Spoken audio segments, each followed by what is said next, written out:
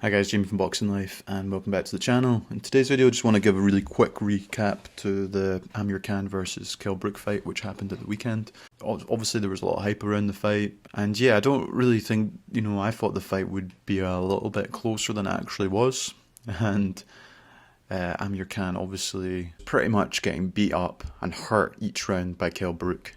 Obviously the ref jumped in. Personally at the time when I was watching it, I thought it was a pretty soft finish. But having had a chance to reflect and kind of watch the fight again, it was probably a smart finish in the end. Amir Khan was really getting beaten up badly. I think it was probably a smart thing to do, regardless if it was a pretty soft finish. Maybe Khan could have fought on a couple more rounds, but having watched it on a second viewing, you could definitely see that he was probably going to lose the fight or get badly hurt at some point. But saying all that, I think Amir Khan, he did some good things, but he was just getting hurt every time Brook landed on him.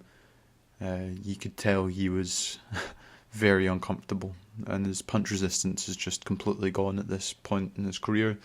I think he can look back fondly and be proud of his achievements. He's a world champion in his early 20s. He won an Olympic silver medal. Hardly any fighter gets even close to that. So, incredible achievement by Khan. In terms of Kell Brook, I just think, this is probably the best opportunity just to leave in a high. But I think he can, be a bit confident with that performance in terms of if he wanted to continue.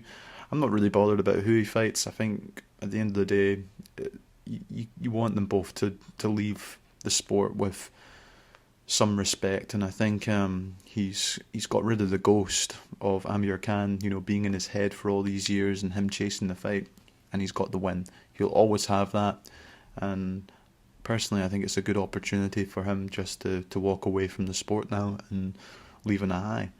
Whether he does that, I don't know. I think if he is going to continue, definitely go up in weight. I can operate around 154 pounds and maybe get another big fight at that weight. There's no point cutting down again to 147 in my opinion. But regardless, it wasn't the best fight in the world, let's be honest, but it was huge for British boxing. It got everyone talking about boxing, and that's only a good thing in my eyes. And fair play to Boxer making that fight happen eventually. It was well overdue, as we all knew, but we finally got to see it. And maybe it would have been a bit different if they were in their primes. Maybe Amir Khan could have put up a better fight.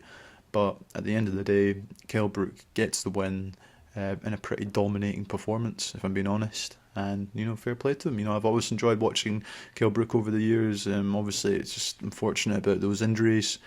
And he also took the chance to be great against Gennady Golovkin, when he moved up to middleweight, And it's quite embarrassing when you see guys like Eubank Jr. Calling him out when he actually avoided Golovkin, back in the day when Kell Brook moved up. So, interesting careers, both of them.